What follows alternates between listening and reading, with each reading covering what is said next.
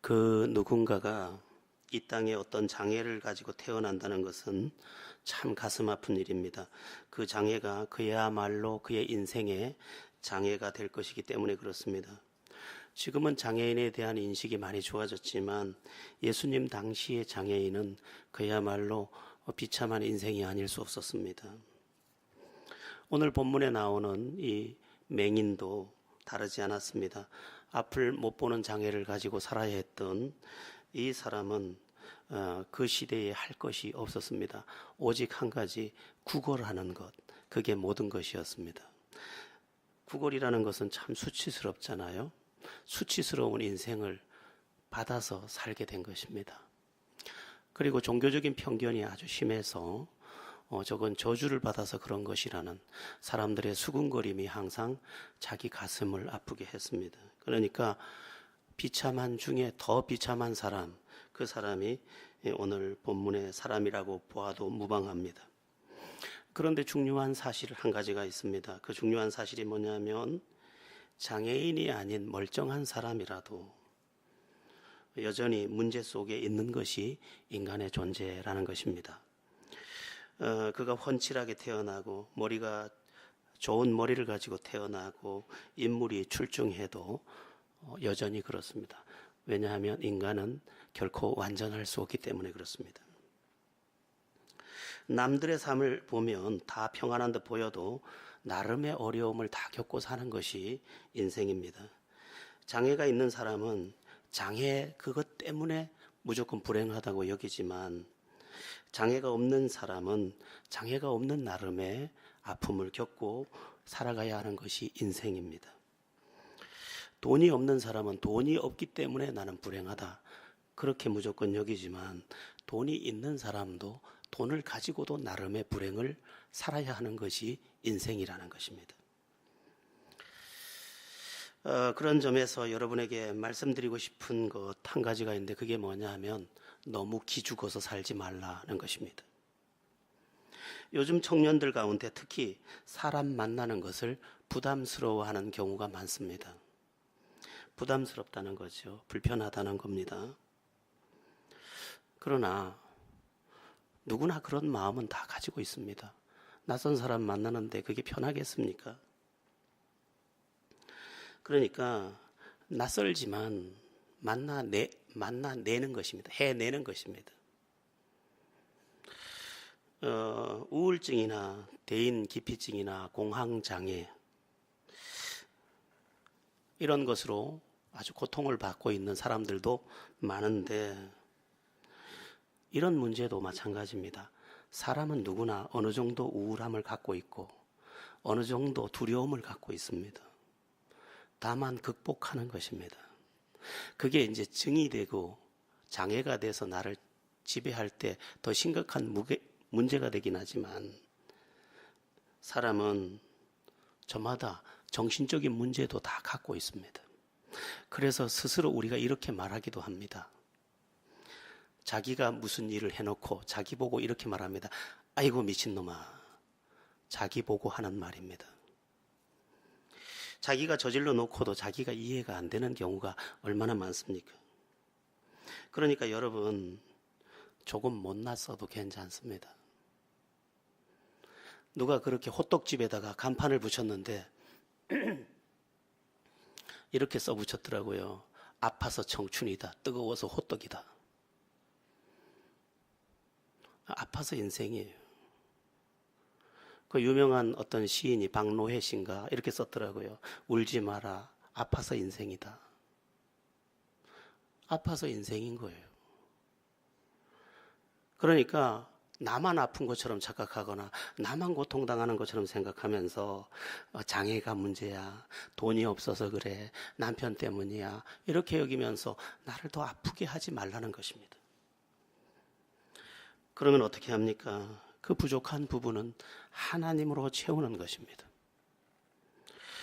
성경을 보십시오. 다 부족한 사람들이 탁월하고 또한 비범한 인생들이 다 되지 않았습니까? 누가 아브라함이 위대했습니까? 처음부터. 그는 자기 누이를, 아니 자기 부인을 자기 누이라고 속여서 부인한테 부탁을 했습니다. 사람들이 나 죽일지 모르니까 당신 뺏어가려고. 누구냐고 묻거든. 내가 동생이라고 해라. 동생, 내 동생이라고. 그래야 당신이 가가지고 겁탈을 당하든지 말든지 나는 살 거 아니냐. 이렇게 비겁한 사람이었습니다. 믿음의 조상 이삭 똑같습니다. 야곱 똑같습니다. 12제자 똑같습니다. 다 부족한 사람들. 자, 한없이 부족한 사람들이 그 텅 빈 자리를 하나님의 은혜로 채웠더니 그 인생이 비교할 수 없는 인생이 되었다. 그게 성경의 이야기가 아니겠습니까? 우리도 한편 부족하니 좋지 않습니까? 너무 부족해서 주님을 의지하다가 주님으로 채워지고 나니 다른 사람들이 조금 채운 거와 비교가 안 되게 텅 빈던 곳을 다 채우고 나니 하나님의 은혜가 가슴 벅차지 않습니까? 못나서 아름다운 사람, 그들은 하나님 앞에 있는 바로 그 사람들인 것이죠. 어떤 계기가 있어서 알게 된 뇌성마비 목사님 한 분이 계십니다. 조현철 목사님이라고. 태어날 때 뇌성마비로 태어났습니다. 그는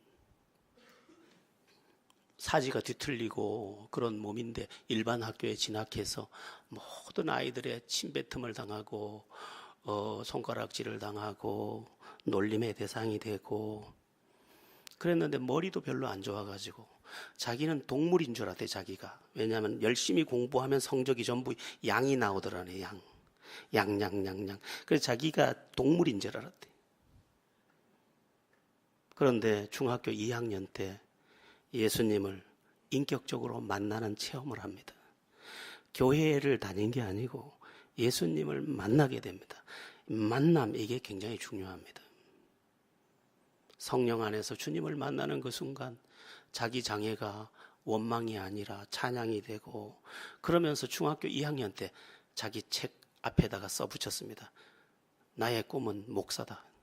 조현철 목사. 나는 주님의 종이 될 것이다.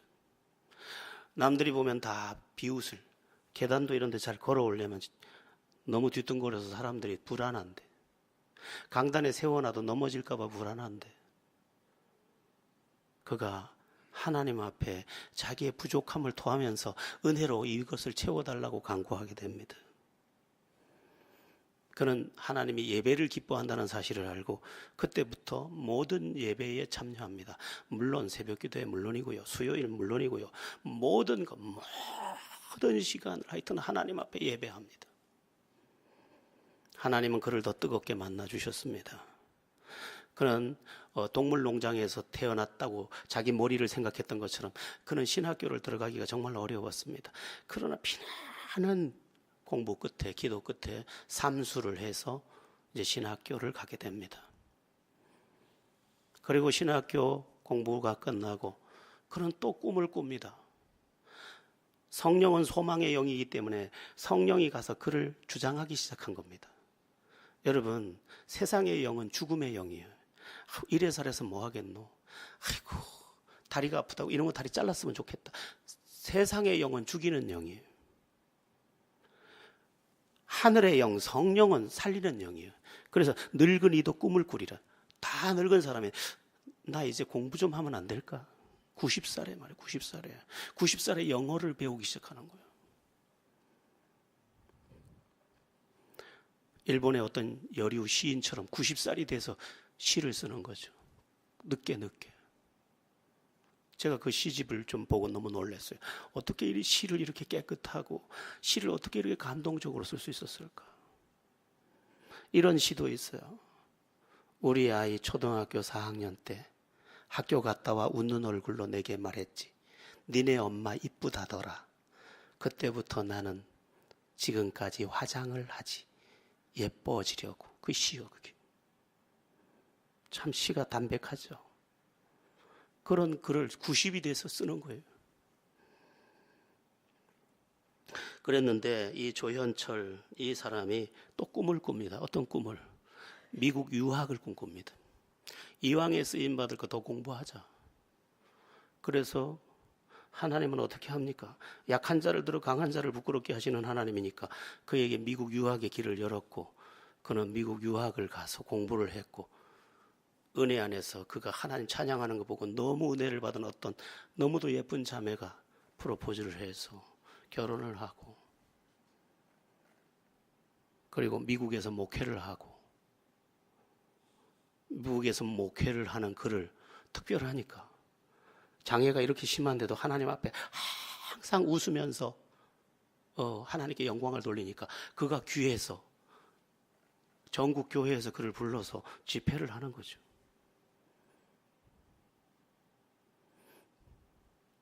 자기 부모가 자기를 낳고 둘째를 낳으려고 계속 기도했는데 아직도 못 낳고 있다고, 42년째 못 낳고 있다고 그러면서 그런 농담도 하고, 하나님 안에서 얼마나 여유로운지, 그가 하는 말, 부족해서 행복이어라, 모자라서 행복이어라, 얼마나 그의 고백이 아름다운지.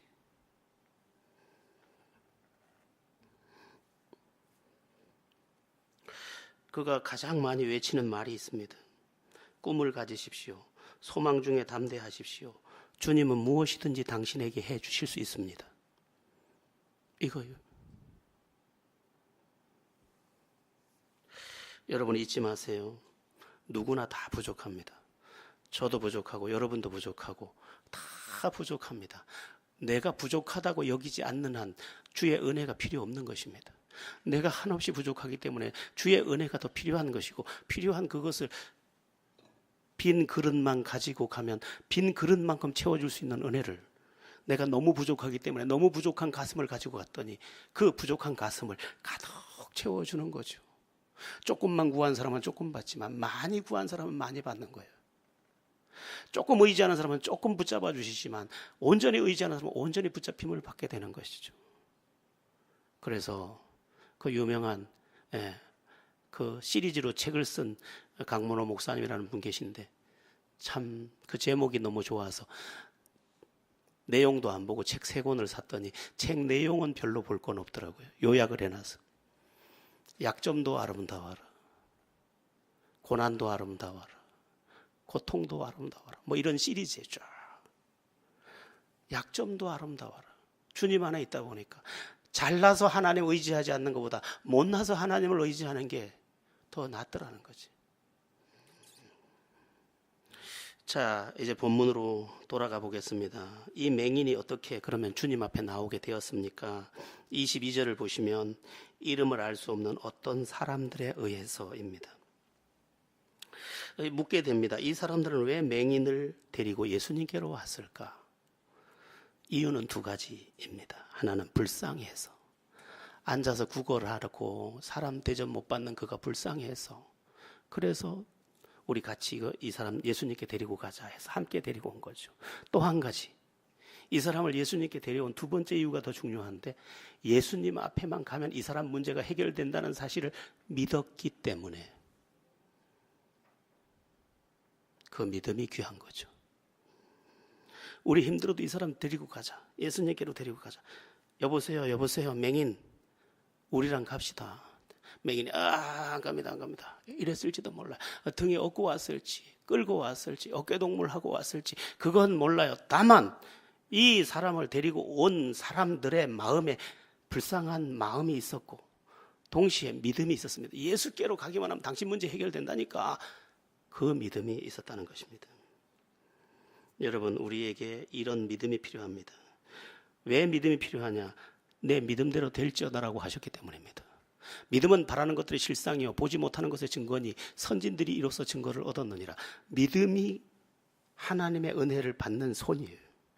우리는 선물을 손으로 받지만 하나님의 은혜는 믿음이라는 그릇으로 받는 것이거든요. 그래서 믿음이 필요한 것입니다. 기도할 때도 믿음으로 기도해야 받는 거예요. 그래서 자꾸 믿고 구한 것은 받은 줄로 믿어라. 믿음의 그릇을 사용하는 것이죠. 자, 중요한 건 뭐냐 하면 우리에게 필요한 이런 믿음이 우리에게 메시지가 되고 있다는 것입니다.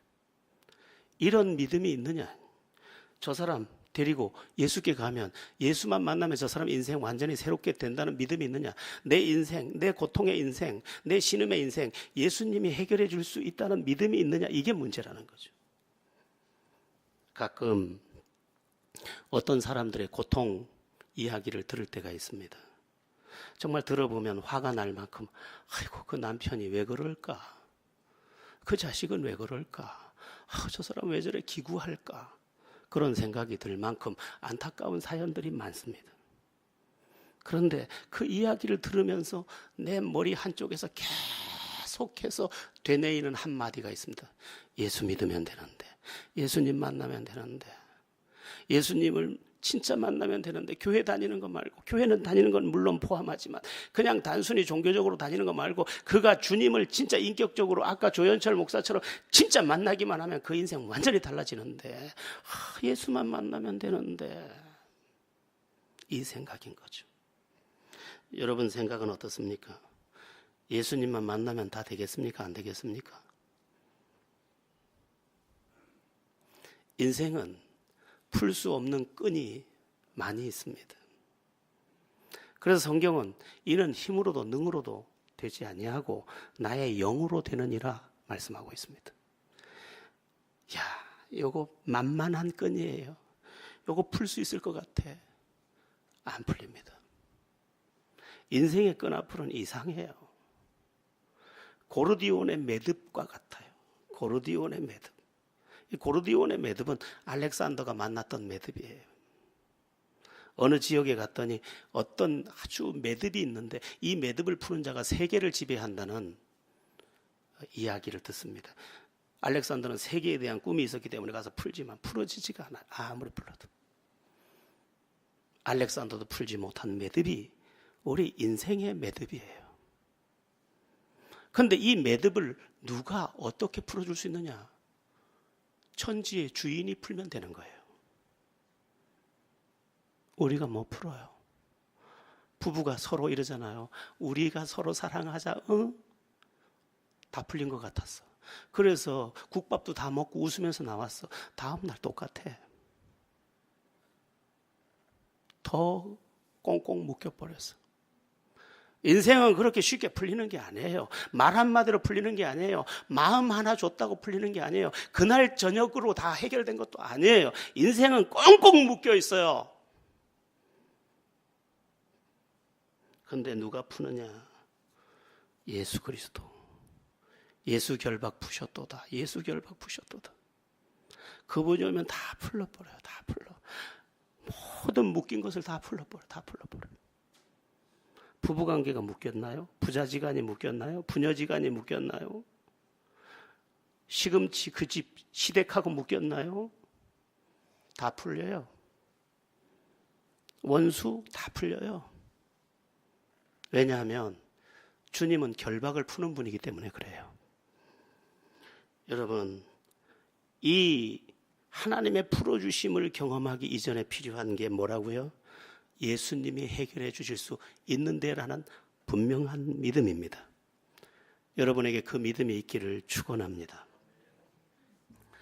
자, 맹인을 데리고 예수께로 온 이 사람들의 삶에 대해서도 말씀드리고 싶습니다. 이 사람들을 가리켜서 이렇게 말해주고 싶어요. 참 잘 사는 구려. 우리는요, 여지껏 많이 잘못 배웠어요. 우리 이전 가난하던 시절을 지나면서 우리는 노래를 지어 부를 때도 잘못 지어 불렀어요. 뭐라고 불렀습니까? 잘 살아보세, 잘 살아보세. 우리도 한번 잘 살아보세. 그 잘 살아라는 말 속에 뭐를 집어넣어서 말했던 거예요? 우리도 돈 좀 가지고 살아보세요. 우리도 돈 좀 가지고 살아보세요. 돈이 있으면 그가 잘 사는 사람이고 돈이 없으면 못 사는 사람이라고 배웠다 이 말이 잘못 배웠다 이 말입니다. 그건 잘 사는 게 아니에요. 어느 집에 그림이 많다 그러면 우리는 뭐라 그래요? 그 집에 그림이 많다고 해야 돼. 어느 집에 돈이 많다 그러면 그 집에 돈이 많다고 해야 돼. 돈이 많다고 잘 사는 거 아니에요. 잘 산다는 말은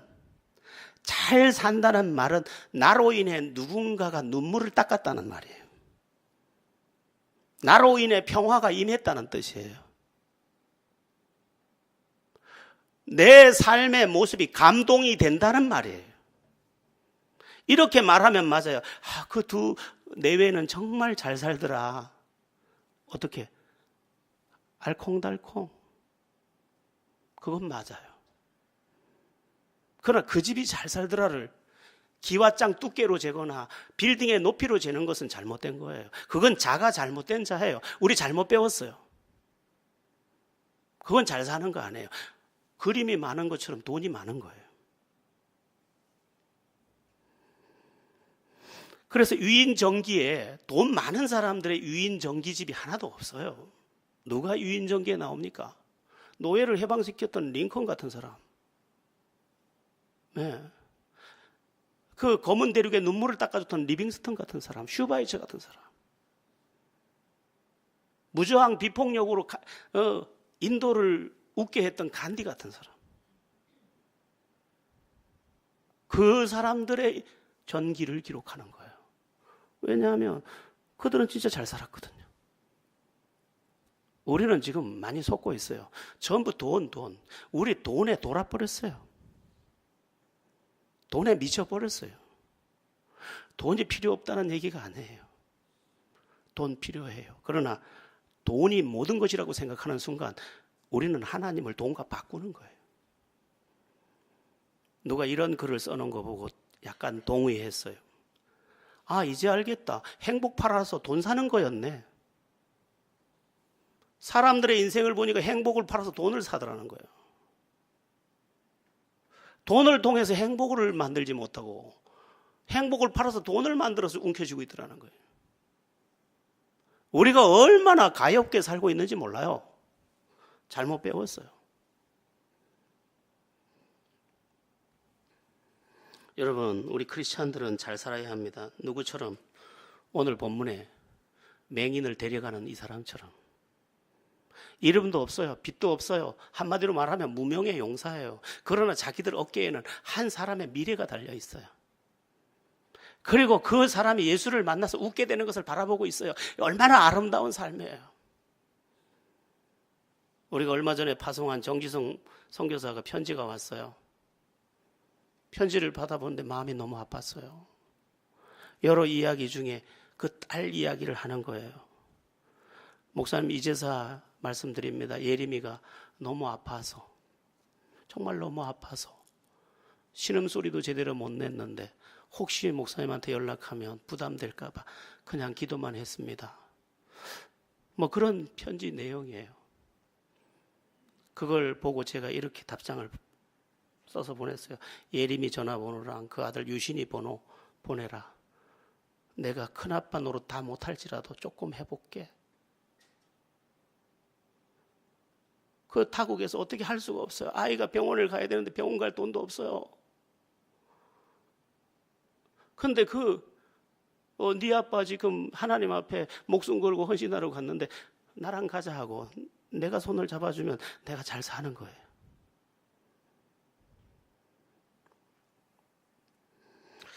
제가 조금 아는 어떤 교수 부부가 있는데 그 부인이 참 은혜스러워요. 항상 아름다워요. 근데 이분이 카톡 그 한 문장에 자기를 소개하는 소개란에 뭐 어떤 사람은 여호와는 나의 목자시니 부족함이 없다고 쓰고 뭐 어떤 사람은 저는 뭐 사랑합니다 이렇게 한 줄 써놨어요. 근데 이분은 지금 한 10년째 바뀌지 않고 있어요. 그 한 문장이 뭐냐 하면 제가 외우고 있는데 나 때문에 그대가 행복했으면 정말 좋겠습니다. 이분은 그거 딱 하나. 근데 그분을 만나면 그걸 그대로 느낄 수 있어요. 그분과 마주 앉으면 내가 한없이 부끄러워요. 나 때문에 그대가 행복했으면 정말 좋겠습니다. 그 삶의 모든 이유와 목적이 거기 있어요. 잘 사는 삶을 살고 있는 거죠. 잘 사는 거예요. 잘 살고 있어요. 몰라, 돈이 많은지 적은지는 잘 몰라요. 그들은 누군가의 행복을 위해 자기를 허비할 생각을 하고 있어요. 잘 살고 있어요. 나는 그들의 입술에서 비난의 소리를 한 번도 들어보지 못했어요. 난 그들의 입술에서 거친 말도 한 번도 들어본 적이 없어요. 너무 귀해요. 여러분, 우리 한번 우리를 살펴봅시다. 나만을 위한 삶, 또 아주 극단적 이기주의, 그것이 나의 삶은 아닐까? 그리고 돈에 팔려서 돈밖에 모르는 나는 아닐까? 다시 한번 잘 살피고, 가족이 나 때문에 행복했으면 좋겠습니다. 부인 보고도 나 때문에 그대가 행복했으면 좋겠습니다. 부모님을 보고도 나 때문에 부모님이 행복했으면 좋겠습니다. 그런 아주 고귀하고 정말 아름답고 아주 눈부신 마음, 그 마음이면 그가 이미 복된 자리에 있지 않을까 싶습니다. 자, 그럼 사람들이 주님께로 데려온 맹인된 사람의 그 결과가 뭡니까? 앞에 말씀드렸죠. 그 결과는 저주 같은 시각장애에서 해방된 것입니다. 우리 한번 따라해 보겠습니다. 주님은 해결자. 주님은 해결자세요. 그러나 부탁 하나 드리면, 오늘 교회에 왔는데 왜 장사 안 돼? 이렇게 접근하면 안 돼요. 그게 속는 거예요.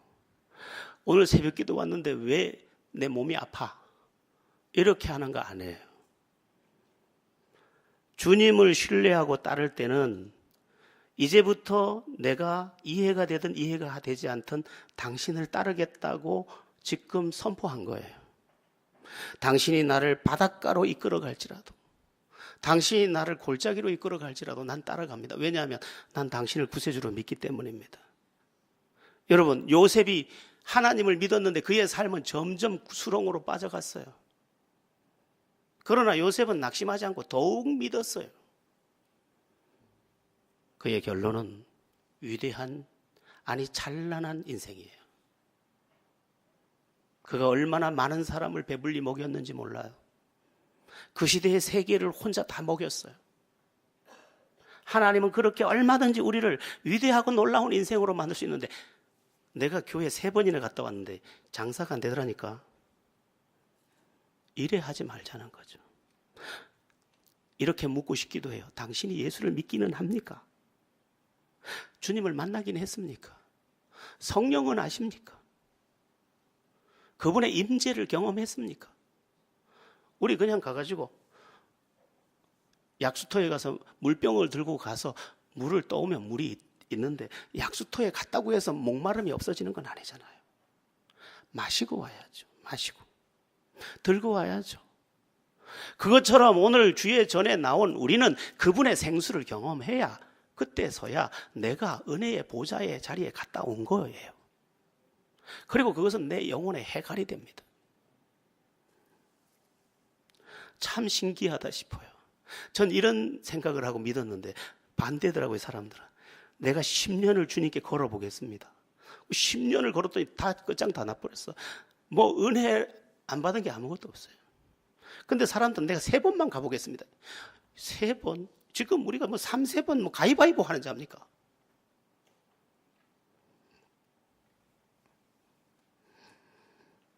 어떤 경로든 상관없습니다. 나는 주님 안에서 해답을 얻겠습니다. 이 마음 하나면 여러분의 어느 날이 춤추는 날이 될 줄로 믿습니다. 자, 이제 그런데 맹인의 고침받는 이야기, 그 장면을 이제 또 보게 되겠는데요. 한번 보겠습니다. 그 고침받기 이전에 우리가 이전 마가복음 1장부터 지금 8장까지 왔는데, 그 이전에 어떤 일들이 많이 있었습니까? 중풍병자가 고침받았었습니다. 귀 먹고 말 못하는 자가 고침을 받았었습니다. 또 나병 환자가 고침을 받았었습니다. 여러 종류의 사람들이 병을 고침받았습니다. 지금 오늘에는 맹인이 또 눈을 뜨게 되었습니다. 무슨 얘기일까요, 이게? 너의 문제도 해결될 수 있다, 이 말입니다. 나의 문제도 해결될 수 있다, 이 말입니다. 어떤 사람에게는 이 문제가 있고 어떤 사람에게는 저 문제가 있는데, 그게 어떤 문제든 상관없다. 그건 나병이면 나병으로 고치면 되고, 앞이 안 보이면 눈을 띄어서 고치면 되고, 안진뱅이면 일으켜서 걷게 하면 되고, 그게 무슨 문제든 상관없다. 네 인생의 문제 뭔데? 그것도 해결된다 이 말입니다. 여러분의 문제는 뭡니까? 그것도 해결됩니다. 그것까지입니다. 그러니까 주님께서 병든 자를 고친 이야기를 뭐 한 가지만 기록한 게 아니라 모든 인간이 절망할 수 있는 모든 상황에서 고친 이야기를 우리에게 지금 들려주는 것은 네 문제가 무엇이든 상관없다는 거예요. 조건은 하나입니다. 내 믿음이 진짜면 되는 것입니다.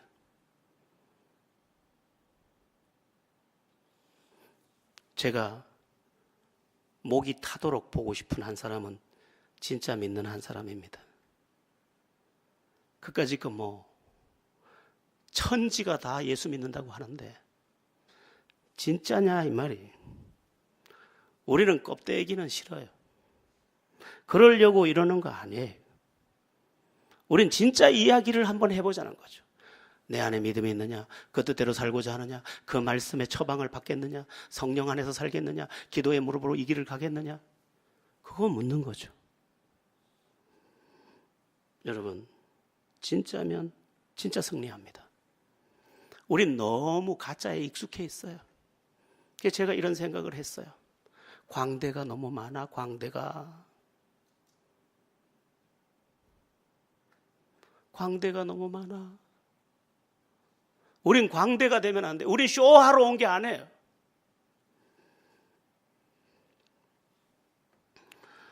우리의 믿음이 진짜가 되도록 정말 딱 1시간 예배할 때라도, 딱 1시간 기도할 때라도, 나의 작은 예물을 드릴 때라도, 나의 작은 기도의 시간에도 그게 나의 진실이기를, 그게 하나님의 마음의 뜨거움이 되기를.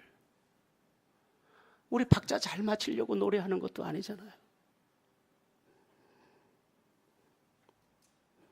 주님은 나의 문제를 능히 해결할 수 있는데 조건은 딱 하나다.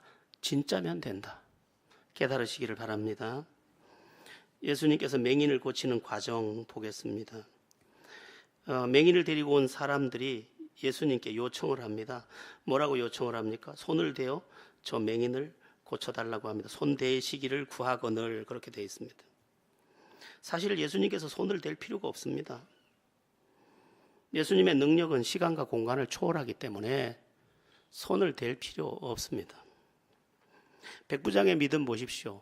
내 하인들을 가라 하면 가고 오라 하면 오나이다. 주께서 말씀만 하십시오. 그러면 내 하인이 낫겠나이다. 예수님 말씀하셨습니다. 내가 이스라엘 가운데 이만한 믿음을 만나보지 못하였다. 네 하인이 나았다 하고 돌아가서 보니까 그 시로 그 하인이 나았더라. 시간과 공간을 초월해서 주님이 얼마든지 하실 수 있습니다. 우리가 여기서 인도네시아를 위해서 기도할 때 인도네시아에서 변화가 일어납니다. 내가 학교가 있는 자식을 위해 기도하는데 그 자식이 영향을 받습니다. 우리는 그렇게 믿고 있습니다. 그러나 예수님은 그들의 요구를 그대로 받아들여서 그 맹인에게 손을 대고 고치기 시작합니다. 주님은요, 우리의 믿음이 너무 낮다고 책망하기보다 그리로 내려가셔서 겸손하게 그 요구를 들어 그 일을 이루어 가시는 것을 볼 수 있습니다. 자, 그러면 예수님은 어떻게 손을 댑니까? 침을 그 눈에 발라놓고 안수하셨다, 그렇게 되어 있습니다. 안수하셨는데 뒤에 보면 고침을 받았죠. 자, 예수님이 누구시길래 손 댔다고 그 안 보이던 눈이 확 열려서 보게 될까? 예수님은 누구신가? 어떤 때는 말씀으로 풍랑까지 잠잠하게 하셨는데 예수님은 누구신가? 도대체 그가 누구에게 입에 말이 세상을 바꿔놓고 손이 닿으면 그 모든 것이 새롭게 될까? 잠언입니다. 잠언 제가 준비했습니다. 잠언 8장 22절에서 31절입니다. 함께 천천히 합독해 보겠습니다. 여호와께서 그 조화의 시작 곧 태초에 일하시기 전에 나를 가지셨으며 만세 전부터 태초부터 땅이 생기기 전부터 내가 세움을 받았나니 아직 바다가 생기지 아니하였고 큰 샘들이 있기 전에 내가 이미 났으며 산이 세워지기 전에 언덕이 생기기 전에 내가 이미 하나님이 아직 땅도 들도 세상 진토의 근원도 짓지 아니하셨을 때에라. 그가 하늘을 지으시고 궁창을 해면에 두르실 때 내가 거기 있었고 그의 위로 견고하게 하시며 바다의 샘들을 힘있게 하시며 바다의 한계를 정하여 물이 명령을 거스리지 못하게 하시며 또 땅의 기초를 정하실 때에 내가 곁에 있어서 창조자가 되어 날마다 그의 기뻐하신 바가 되었으며 항상 그 앞에서 즐거워하였으며 사람이 거처할 땅에서 즐거워하며 인자들을 기뻐하였느니라. 아멘. 잠언서에 나오는 예수 그리스도의 창조주 되심입니다. 여기 본문에 보면 30절에 내가 그 곁에 있어서 창조자가 되어 날마다 그의 기뻐하신 바가 되었으며, 엘로힘, 하나님들, 하나님들이 천지를 창조하신 엘로힘 복수를 썼는데 거기 성부, 성자, 성령이 등장합니다. 그러니까 예수님도 사람의 몸을 입고 이 땅에 오시기 전에 성자 하나님, 창조자로 거기 계셨습니다. 그 창조자의 손이 닿으니까 이게 새롭게 되는 것이죠. 새 창조가 일어나는 거지. 창조자의 천지를 창조할 때 빛이 있으라 하시며 빛이 있었고 그 입술, 천지를 창조하던 입술이 가서 거기에 도착하니까 새 사람이 태어나는 거죠. 그래서 그의 말씀이 가서 닿으면 그가 새롭게 되고 그의 손이 닿으면 그가 새롭게 되는 것입니다. 여러분, 하나님의 은혜의 말씀이 내 심령에 들려올 때 내 심령은 새롭게 됩니다. 우리 가정에 주의 말씀이 들어올 때 우리 가정이 새롭게 됩니다. 우리의 몸에 그 손이 닿을 때 우리의 몸이 새롭게 됩니다. 아멘. 그렇게, 왜? 그분이 창조주시기 때문에 재창조가 일어나는 것입니다. 우리 안에. 그런데 그 손이 닿아서 안수를 하자 그의 몸이 새 창조된 모습으로 반응하기 시작한 것입니다. 그럼 이 시대는 어떻게 할까? 예수님은 하늘로 가셨고 누가 안수할까? 초대교회는 사도들이 안수했고 지금은 이제 우리 은사를 받은 우리들이 안수합니다. 사실 목사만 안수하는 것은 아닙니다. 이제 질서상 안 하는 거지. 병든 자 위에 손을 얹고 기도할 수 있습니다. 우리는 다 왕같은 제사장이요 그의 소유된 백성이니 우리 다 자격이 있습니다. 그래서 여러분 누가 아픈 사람 있으면 손을 잡고 또 아픈 부위를 붙잡고 기도해 줄 수 있습니다. 셀에서도 여러분의 신방의 자리에서도 그런 은혜가 있기를 축원합니다. 자, 머리에 손을 얹는 것은 왠지 영적 질서가 이상한 것 같으니까 조금 삼가하는 게 미덕인 듯 싶고요. 자, 그런데 성경에 보면 안수할 때 어떤 일이 일어났느냐? 성령이 임하는 일들, 병고침이 일어나는 일들, 은사가 임하는 일들, 그 회복이 일어나는 일들, 그런 은혜가 있었습니다. 그래서 안수를 받고자 하는 것도 한편은 믿음입니다. 가끔은 기도를 요청하는 여러분들 되기를 바랍니다. 자, 예수님이 맹인에게 안수한 그 결과가 뭡니까? 두 단계로 나오는데 24절을 보겠습니다. 24절입니다. 24절 시작. 쳐다보며 이르되 사람들이 보이나이다. 나무 같은 것들이 걸어가는 것을 보나이다 하거늘. 처음에 안수를 했더니 뭐가 보이느냐 예수님이 물었습니다. 보이긴 보이는데 나무 같은 것들이 걸어가는 게 보입니다. 이제 희미하게 보인다는 거죠. 이제 기적은 일어나서 열렸는데 아직 완전히 열린 것은 아니었다는 것입니다. 여러분, 우리에게 한 번 더의 은혜가 필요합니다. 그때 구원받을 때 한 번 은혜 받은 그거 가지고 너무 울고 먹지 말고 한 번 더의 은혜가 필요합니다. 제가 목사지만 지금 또 은혜가 필요합니다. 그래야 내가 분명하게 사역할 수 있습니다. 자, 희미하게 보이던 이 맹인에게 주님이 또 무엇을 하십니까? 25절입니다. 시작. 이에 그 눈이 다시 안수하심에 그가 주목하여 보더니 나아서 모든 것을 밝히 보는지라. 다시 안수해서 완전하게 고쳐내는 모습입니다. 우리도 다시 은혜를 받아서 한 단계 다른 우리가 되어야 합니다. 지난번 중고등부 은혜가 내린 데가 주제였는데 그 옆에 뭐 영어로 써놨던가요? 레벨업 이렇게 해놨더라고요. 레벨이 달라져야 돼요. 10년 전 레벨 가지고 그만 얘기하세요. 5년 전 레벨도 말하지 마세요. 지금의 레벨을 말하세요. 지금은 달라야 돼. 어제가 부끄러울 만큼. 옛날에 주님 만날 때요, 제가요, 뭐 어쩌고 저쩌고, 그거 이제 그만하고요. 지금 나의 레벨을 보여주세요. 지금. 주의 은혜가 내게 도착하면 도착할수록 나는 어제가 부끄러울 만큼 변화를 경험하게 되어 있습니다. 주님이 한 번 더 안수하자 분명히 보였다고 되어 있습니다. 이제 우리가 더 큰 은혜를 받으면 하늘에 신령한 것이 다시 더 선명해질 것이고 우리가 소망하는 것들이 더 분명해질 것입니다. 저랑 친하게 지내는 우리 김정성 목사님이라고 그 어머니가 96세에 돌아가셨어요. 그런데 이분은 영적인 체험을 참 많이 하신 분이에요. 지금은 그런 은사를 잘 경험하지 못하지만 저도 그런 은사를 경험했습니다만 입신에 들어간 거예요. 몸이 다 죽고 몸이 다 죽습니다. 그리고 영계를 보는 거죠. 거기서 천국을 보신 거예요, 이분이. 천국을 보고 나니까 늘 밥 먹을 때마다 아이고 여기는 아무것도 아니다. 천국이 얼마나 좋은데 내가 거기를 가야 되는데 여기는 아무것도 아니요. 그러면서 밥상에 앉으면 자식들한테 유언을 부탁을 하는데 내 죽거든 울지 마라. 나는 천국에 더 좋은 데 가니까. 그러면서 찬송가를 하나 가르쳐주면서 아 하나님의 은혜로 있을 데 없는 자 그 찬양을 내가 숨이 넘어갈 때 그때 반드시 와서 그 노래를 불러달라고 부탁을 하더라는 거예요. 그래서 김정성 목사님이 그날 수요 예배인가 하고 너무 마음이 급해서 이상한 것 같아서 병원을 가는데 병원 입구에서 병원에서 전화가 오더라는 거예요. 여기 지금 어머니 돌아가시려고 한다고 어디냐고 빨리 오시라고. 그래 올라가니까 어머니가 아직 정신이 있더래.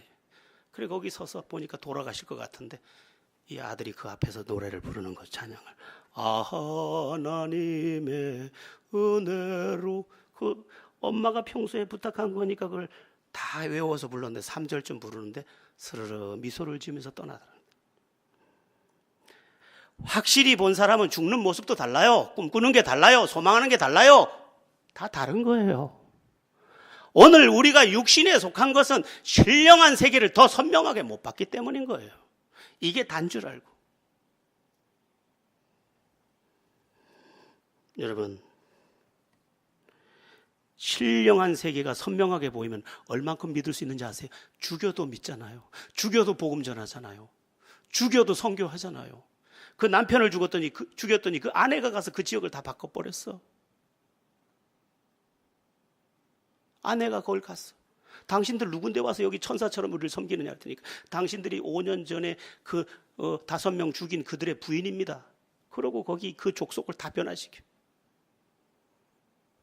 보았는데 어떻게? 본 게 사실인데. 분명하면 그런 것입니다. 그렇게 믿으시길 축원합니다. 자, 오늘 마지막 말씀인데 오늘 제목이 있어서 아주 짤막하게 보고 마무리하겠습니다. 26절입니다. 26절을 합독해 봅니다. 예수께서 그 사람을 집으로 보내시며 이르시되 마을에는 들어가지 말라 하시니라. 집으로 보내시되 마을에는 들어가지 말라. 이게 무슨 뜻일까? 이 뜻은 너의 삶은 이제 달라졌다는 것입니다. 너의 삶이 이전에는 구걸하는 삶이요, 비천한 삶이요, 수치스러운 삶이요. 이제 그 자리는 가지 마라. 이제 너는 빛된 삶의 주인공이다. 이제는 간증하고 이제는 영광 돌리고 주 뜻 안에서 살아라. 앞에서 말씀드린 것처럼 이 당시 맹인은 구걸밖에 할 게 없었고 비난밖에 받을 게 없었고 저주의 대상밖에 되지 못했습니다. 그런데 이제 예수님을 만나고 났더니, 치유받고 났더니 이제는 그 인생을 다시 살 필요 없다는 거예요. 여러분, 주님을 만났으면 이제부터는 인생이 달라져야 돼요. 인생의 목적, 인생의 가치관, 인생에 대한 세계관, 나의 꿈, 나의 비전 다 달라져야 돼.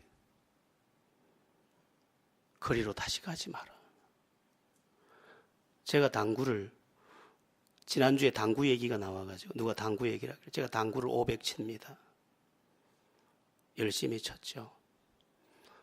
예수 믿고는 한 번도 안 쳤습니다. 왜 안 쳤냐? 거기는 나의 세상이었기 때문에. 거기에 내 세상이 있기 때문에. 그래서 큐대를 꺾은 그날 이후로 단 한 번도 안 잡았죠. 지금 그게 스포츠이기 때문에 죄가 아니라고 한 번씩 치러 가자고 지난번 코타키나발루 인도네시아에서 갔더니 목사님들이 자꾸 목사님 당구 못 칩니까? 그냥 큐대만 잡고 서 있으면 됩니다. 아이고 요것들 진짜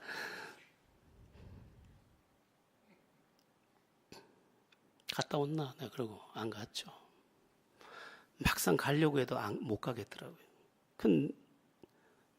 내가 놀던 그 상징적인 나의 옛사람의 터인데 거기를 어떻게 가겠나 싶어서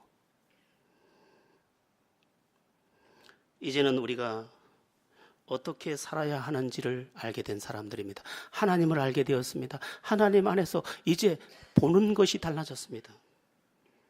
그리고 잘 사는 게 무엇인지 배우게 되었습니다.